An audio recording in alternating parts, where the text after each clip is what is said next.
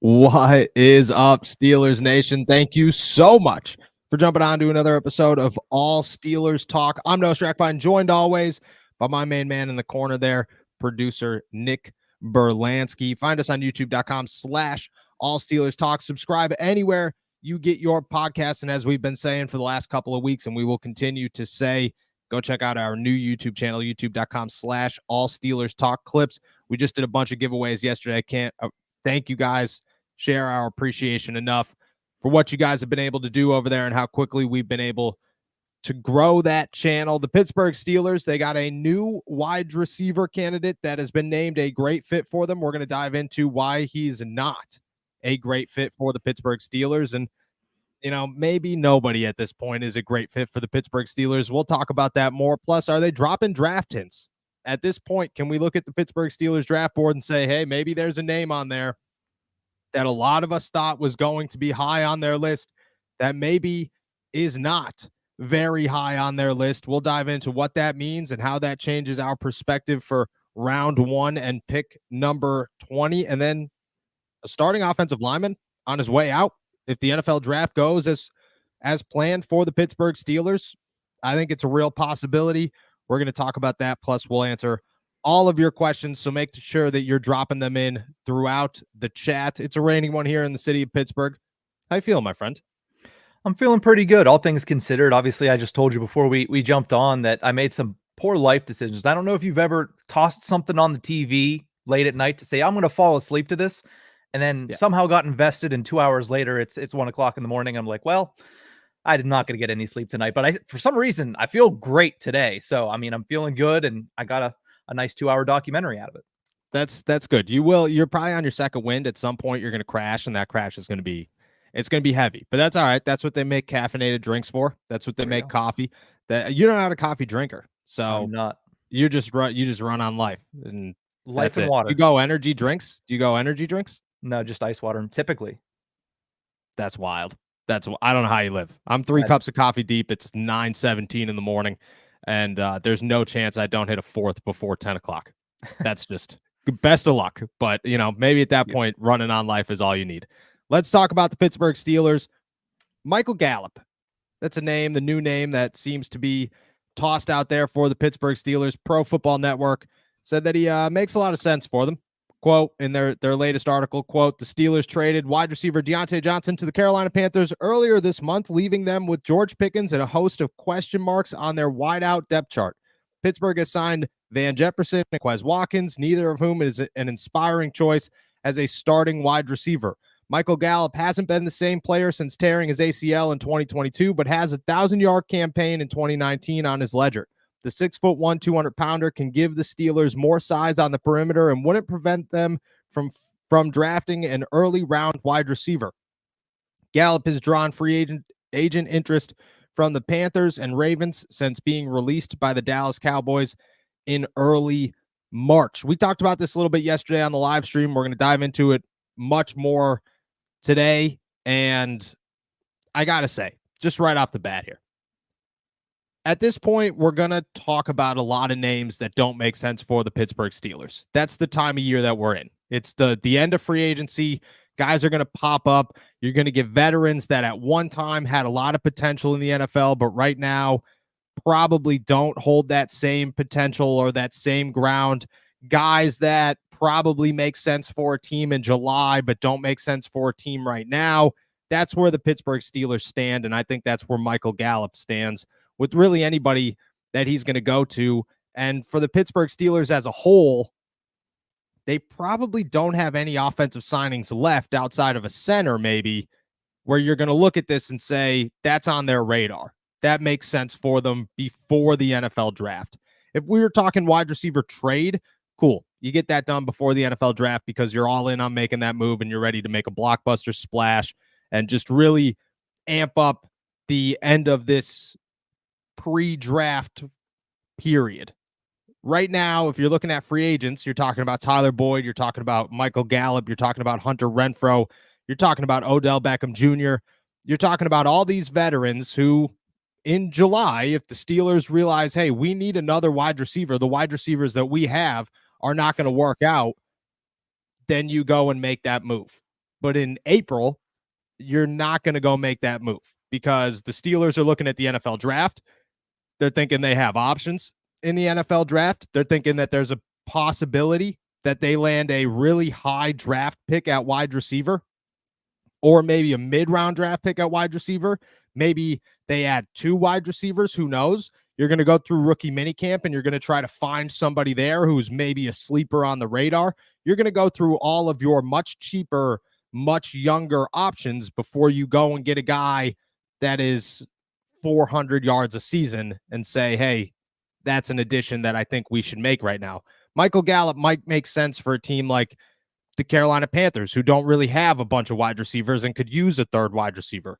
A team like the Baltimore Ravens, who always are looking to add big bodies to their wide receiver core, who just lost Odell Beckham Jr. and are probably looking to replace him if they're not going with a wide receiver in the NFL draft. Before the Pittsburgh Steelers, they have a bunch of number 3s and number 4s. They have the Van Jefferson and the Quez Watkins and the Calvin Austin, who I think is a sleeper in this mix. And really, Calvin Austin's the biggest reason that you don't go out and you sign these guys.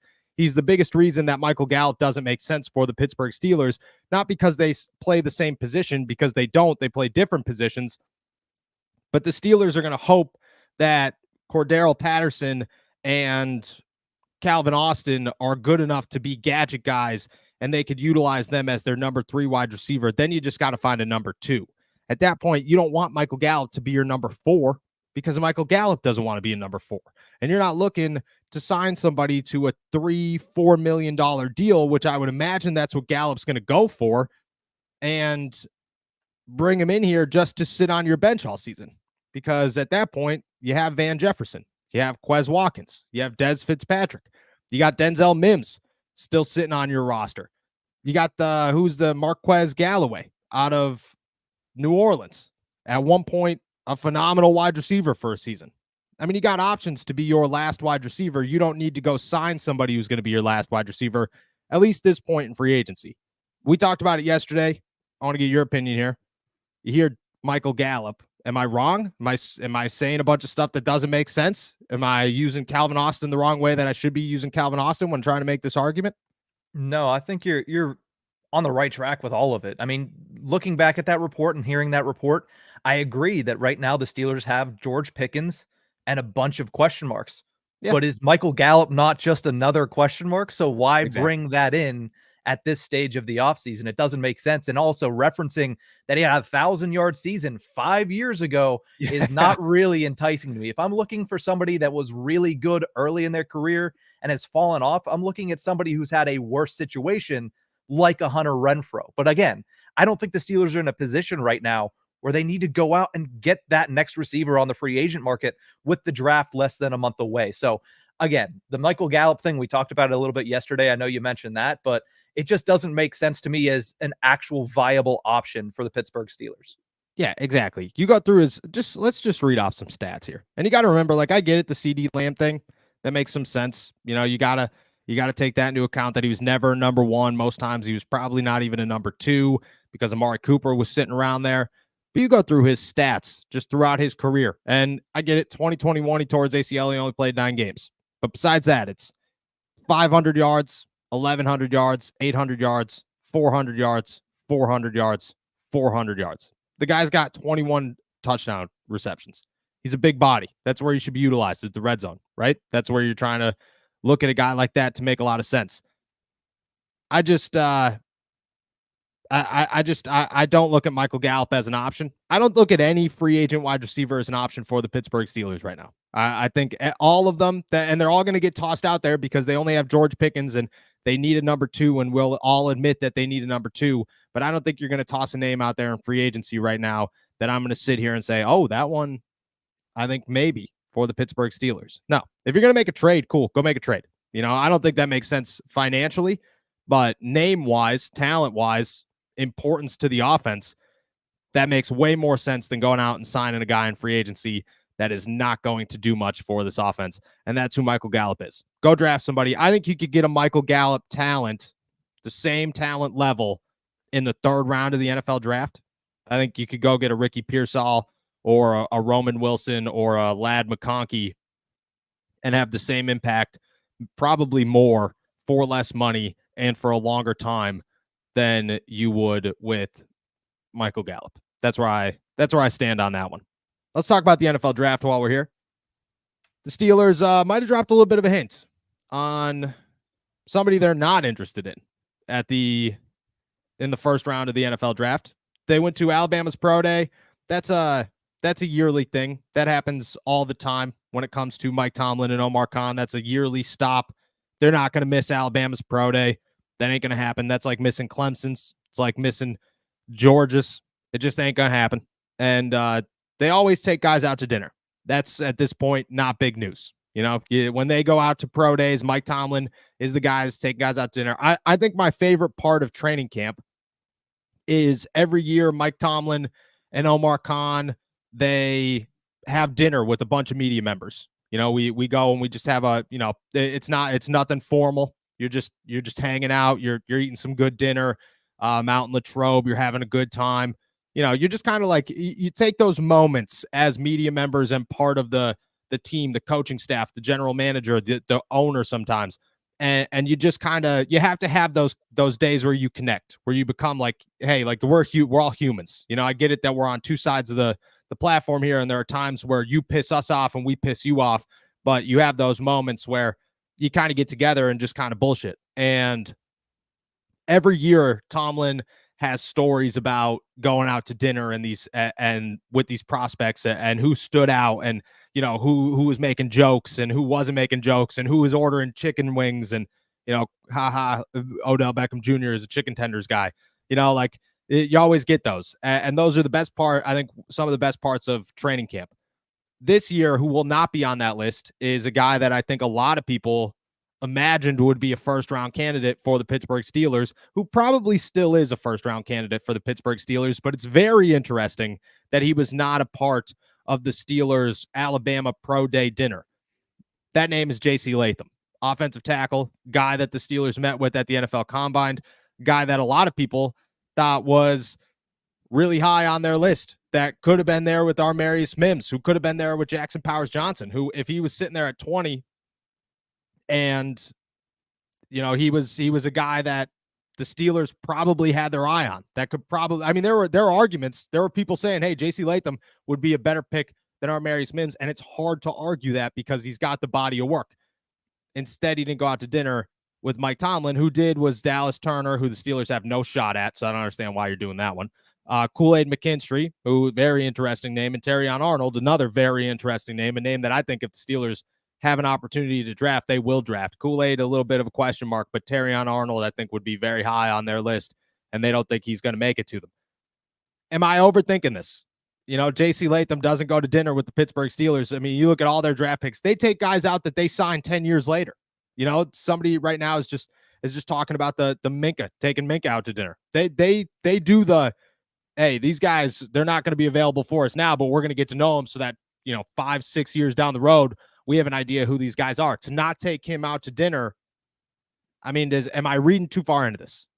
I think it needs to be something taken into account, but it's also April. It's smoke and mirrors season. It is trying to hide who you're actually genuinely interested in, and also trying to show people that you might be interested in this person, even though you're not interested in taking them. So I don't know about him, whether or not he took a guy out to dinner also, because you know, you never know, something might have come up. It might not have been able on a good day for J.C. Latham, even though, you know, right now every day should be a good day for J.C. Latham to go meet with NFL teams, but you don't know what happened in there. And also, again, it's smoke and mirrors season. So something as minuscule as a pro day dinner, which I know it's not nothing, but something like that, I personally don't take into account, but I can see why others would.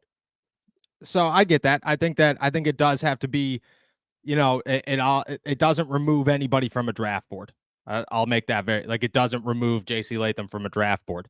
I do think that it makes it a very interesting argument when you're talking about a month from now, when you're gathering it all and you're saying, hey, look at, you know, this is who they showed the most interest in. This is who they showed the least amount of interest in. I mean, he's not on that list, or he's lower on that list. And I'm not saying that he's not a player that the Steelers will draft. I'm just saying that at this point, like, just like you said, there's This is smoke and mirror season, but they almost do that in the opposite sense, where they take the guys out to dinner and get the smoke and mirrors.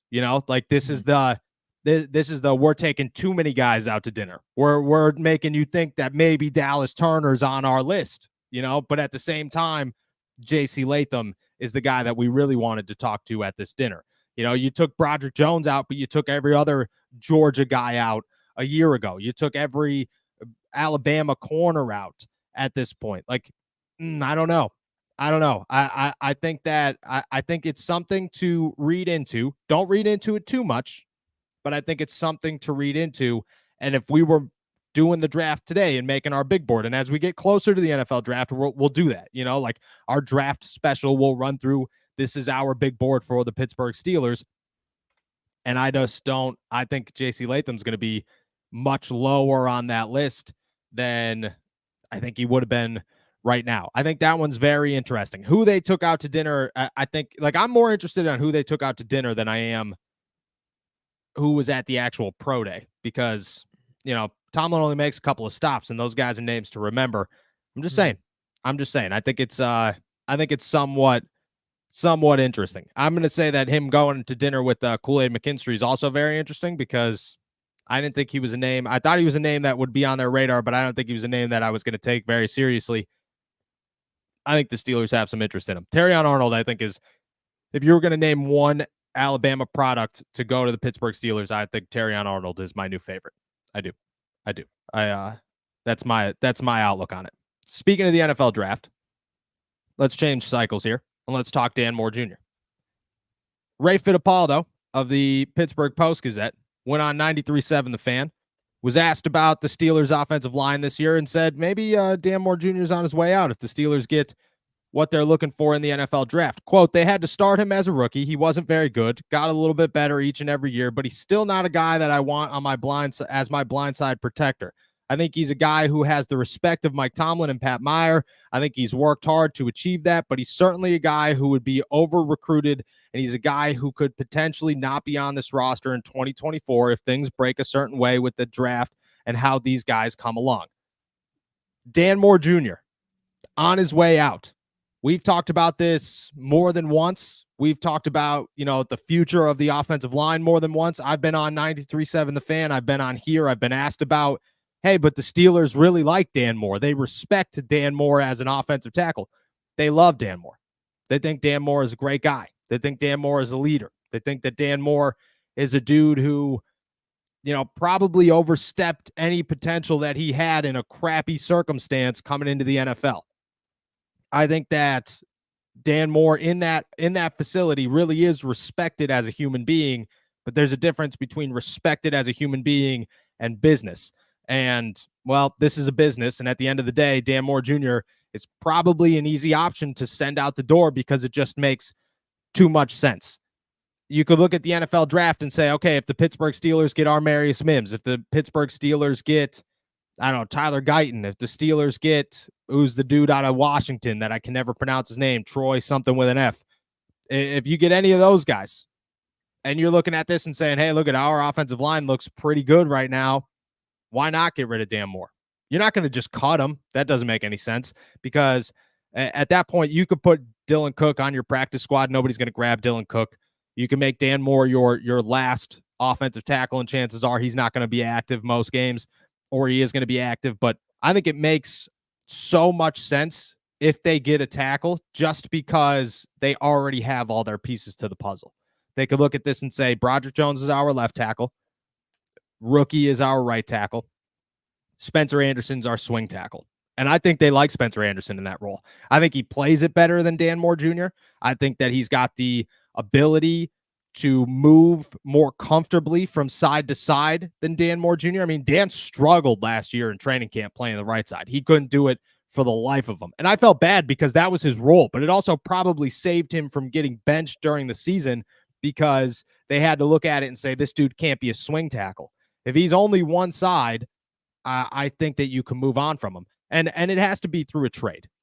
Like, you're not going to cut Dan Moore Jr. on the last year of his rookie deal and say, all right, second year, 7th round guy, that's who we're banking on here, because screw it, let's save a couple $100,000. No, you're not going to do that. You're going to trade him. You're going to see what you could get, and you'll move on from there. What can you get for Dan Moore Jr.?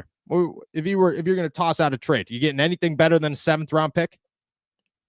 See, I would say no, but at the same time, you saw what they got for Kendrick Green last year, and it's all about 6th timing rounder. too. You know, when these teams go through training camp, do they suffer injuries? Is there an opening on a team that is desperate to say, all right, we need an NFL guy? And, you know, what you want to say about Dan Moore or not, he was an NFL guy at left tackle last year. Right tackle, there's a big question mark on him there, but you know, you'd have to say he's something around a Kendrick Green or even the Kevin Dotson, because Dotson, I think, showed similar promise, but still struggled in Pittsburgh. I think he's more so aligned with Dan Moore than Kendrick Green was. So I would think you'd have to get something more than a 7th-round pick, especially if the circumstance lines up like it did last year with the Kendrick Green trade and also with the Kevin Dotson trade. I agree. I think you could get a 6th. I think you could get a 5th in a really good situation. I think if you could pull off a 4th, that'd be unbelievable, but that'll never happen. I would say right now, if I had to guess, let's just say everything falls into place for the Steelers. They add a defensive tackle and they add an offensive tackle. I would say the 2 guys, because you always go into training camp and you look at the roster and you say these are the guys that are going to be gone by the end of the season. Last year it was Kevin Dotson, most likely. Kendrick Green was certainly on that, but everybody thought at that point he was going to get cut. And Mason Rudolph was the other one, and that one didn't happen. It should have been Mason for 2 years, and it didn't happen. This year, it's Dan Moore, and it's probably DeMarvin Leal.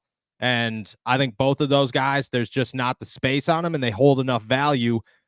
And with rookie deals, I mean, you could trade Dan to a better circumstance and say, you know, you need I think it's different than Kevin Dotson. I'm not saying trade wise. I think you make a good point there. I just mean potential wise, because Kevin Dotson was viewed as an NFL starter. That dude has so much talent, and the Steelers got a glimpse of that talent, and they knew what they were working with when they added him and when they gave him the starting job. It just didn't work out. You know, he couldn't get over the mental mistakes. It wasn't the type of offense that he should have been in. He goes to LA. Everything just kind of adds up perfectly. That's why he's staying there, because he understands that that's a perfect fit for him. Dan Moore is more of, I don't know if it's the offense. I don't know if it's him, but I don't think he's going to be a long-term starter in the NFL. But I think he could be a really good swing tackle for a long time. And I think a really good swing tackle in the NFL is worth some money for longevity. You know, like, you could look at this guy and you could be the backup offensive lineman for your team for the next 5-6 years. That's not bad. And then you just move on to the next one and you see if something else emerges somewhere, or maybe you get an opportunity in a couple of years and you've developed enough to be, you know, not a half bad starter. I think that that's there for him. And I think that a team will view that and say, we need that. You know, I don't know if somebody's getting hurt and people are calling saying, hey, Dan Moore, we need that guy. I think Chuks Okorafor would have fit that mold. I think teams would have called for Chuks. I think his contract was too big, but I think if it was reversed and he was on a rookie deal, people would have called for Chuks. I don't think they're going to call for Dan. I think the Steelers are going to have to reach out and look the other way, and that's going to end up a 6th-round pick, maybe a 5th. But I think it's there, and I think the possibility is very strong, because I expect the Steelers to add an offensive tackle in the NFL draft, early in the NFL draft. And I just think they like Spencer Anderson too much. I think Dylan Cook is a pretty decent final offensive tackle who's I mean, this guy's only 2-3 years in the league. He's super young. He just started playing offensive line a couple of years ago, because you got to remember this dude was a quarterback. So, you know, you got to look at these and say they have the pieces to replace him if a trade presents itself. Now, if it doesn't, there's no chance. This isn't Kendrick Green. They're not going to cut him just because he stinks. He's good enough to start in the NFL if you need him to start in the NFL. But if they can replace him, I do think they're going to replace him. I think that's the way it's going to go. So I would say that's a name to watch. That's a move to watch for the Pittsburgh Steelers, certainly, as we move forward. We got any questions? I think I'm out of stuff on my list. Do we have any questions that we could answer? We do have a couple here. First and foremost, Pittsburgh Hornets, who was on yesterday's live stream, so definitely keeping up with the live streams. Love to see it. Says, have they talked to Tyler Guyton? Or if not talked to Tyler Guyton, do you think they have interest in Tyler Guyton at all? I think they do have interest in Tyler Guyton. He's a, he's a pretty good offensive tackle. He's got great hands. I think the Steelers are going to value that. I don't believe that he is on their top 30 visits list as of right now. I know that a bunch of mock drafts have them landing him and continue to land him.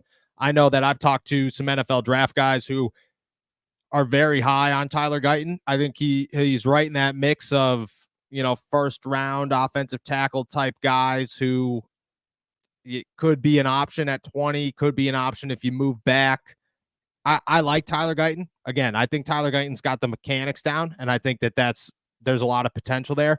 I don't know. I believe he's a left tackle and a natural left tackle, and that would make things very interesting. Whereas there's some guy like that's my thing about Armarius Mims and J.C. Latham is that there are no questions about what side you have to move certain guys to. You're moving Broderick Jones back to the left side. You're starting these guys on the right side. Guyton's a guy who I think you have to answer that question. But I don't think that they've met with him to this point. I do think that they have some potential in him, especially because I'm pretty sure he was at the Senior Bowl. He was at the Senior Bowl. Yeah. Yep. And if you're at the Senior Bowl and you have great tape, the Steelers are doing their homework on you. That's just a given. So I would imagine Guyton's on their list, and it's definitely a possibility. But I don't believe that they've spoken to him outside of the NFL Combine. Some more draft questions here. Steelers Mike asks, off topic, but do you guys really think they take Mims at 20, even though he only has 8 starts and injury issues? Can you look up how many starts Broderick Jones had in college? Because I think that's a good comparison. I believe Broderick Jones only had 13, 14, something like that. And Mims has the injuries. I think that's the concerning part of this. It's not the 8 starts, it's the lack of availability.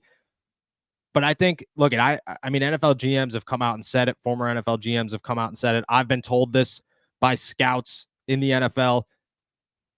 This guy has so much upside, has a ceiling so high that he's worth a risk, but he is a risk. And I think the Steelers, if the ideal circumstance is they have a bunch of options, I don't know if they go with Armarius Mims, but if those options are limited, if the corners that they're looking at are gone, if the centers are all still there and they feel they could get a center in the second round instead of the first round, I think at that point you can look at Armarius Mims as like their top option. And I think that there's a good shot that circumstance plays itself out where the Steelers are, okay, we have a bunch of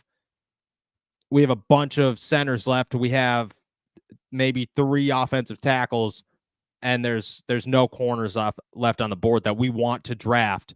So let's take a shot on a guy who, if he's healthy, is a top 10 pick, because Armarius Mims is a top 10 pick if he stayed healthy throughout college. And I get it. That's a concern, but they'll do their medicals. That's what the pre-draft visit's for. He's not going to go out there and do drills. He's going to meet with their doctors. He's going to go through a bunch of evaluations, and they're going to decide whether or not they believe this guy's got a long-standing career in the NFL or if he's going to be a couple of years. And, that's super important, but they'll decide that in-house. Can't find the number of starts, but Broderick Jones had 26 games of experience at Georgia before being drafted. Yeah. Kuz Alexander has another question about Armarius Mims, but in a different light. Cooper DeJean versus Armarius Mims. If both are there at 20, which one are you taking? I'm taking Cooper DeJean. There's 0 questions asked. I'm taking Cooper DeJean. Cooper DeJean's a star. There's no concerns about whether or not this guy's a star. Cooper DeJean's a dude who could come in here. He could be your punt returner. He could be your kick returner. He could play safety. He could play corner. He could play nickel. I mean, this dude, look at Cooper DeJean sets the Steelers up perfectly. Dante Jackson could bump inside and play the slot in his first and possibly final year with the Steelers. Cooper DeJean could play the outside, or you could play vice versa, but I think Cooper DeJean's your outside guy long-term, plus Joey Porter Jr. You got no worries there. You got none. You got a phenomenal 1-2-3 punch. I think if Cooper DeJean did not get hurt, that he would be the first corner off the board, and there wouldn't be any questions or limitations or people, kind of guessing on where he's going to go. I think the fact that he got hurt kind of helps the Steelers with some opportunity. I've been told that the Steelers love that guy. I've been told that they love Armarius Mims, but I've been told that they, from the jump, from the beginning of all of this draft talk, Cooper DeJean was on a list that was given to me of these are the guys that the Steelers love before the NFL Combine, before pro days, before any of this. His name was on there, and I would imagine that it's only gotten bigger. I'd go Cooper DeJean over almost anybody that would be available at 20 in this NFL draft. We got one more question here from Nate. He says, thoughts on Brandon Ayuk naming the Steelers as somewhere he wants to go on Shannon Sharp's podcast? I know you saw his comments on the podcast, but what do you think about Ayuk liking the Steelers from that podcast? Look, I think anybody would be crazy not to want to go to the Pittsburgh Steelers. I think Brandon Ayuk realizes that the Steelers are a good situation. They got a good quarterback situation right now. They have a new offensive coordinator. Mike Tomlin is Mike Tomlin. Everybody wants to play for Mike Tomlin. You got George Pickens, you got Najee Harris, there's weapons there. But I think honestly, I think Brandon Ayuk would think that he'd come to Pittsburgh and be a number one. And I think that would be interesting to see between the dynamic of him and George Pickens, who really is the number one and who's the number two. I think Brandon Ayuk is a great addition to any team, and he's a phenomenal wide receiver, but the price tag that he's going to ask for is just a little bit too expensive for me.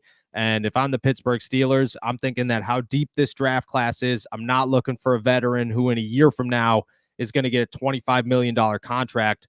I'm looking at it and saying, okay, I could get a guy in the second round, maybe the third round. You get a guy in the third round. Think about it like this. You get a guy in the third round. You got him 4 years. He's probably making $1 million a year.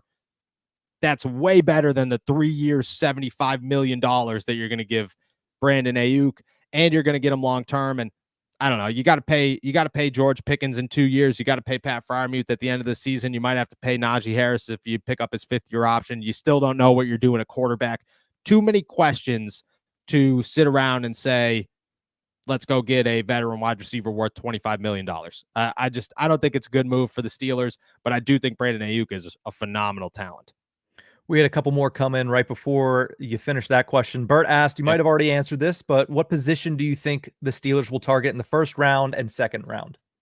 I think that their top target would be offensive tackle in the first round, and their top target in the second round would be center. I could see a corner, depending on if somebody falls, being on that radar in the first round.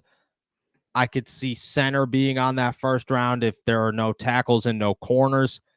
I could see a wide receiver being either one of those. I would say those are the 4 positions where it would not surprise me at all if that's the way that they went in this draft. And to be totally honest with you, I think defensive line's a sleeper to make their way in there, depending on who's available. But if I had to go top, this is the one. I'm going offensive tackle first round, center second round, and I think they move up to go get a center. Last question here from Mark Russell. Do the Steelers double dip at wide receiver in the draft?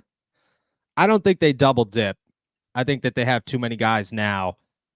I think maybe in like the 7th round or the 6th round, their second, 6th round pick or whatever works out. I don't know. At this point, there's so many draft. The order is just all over the board in my head.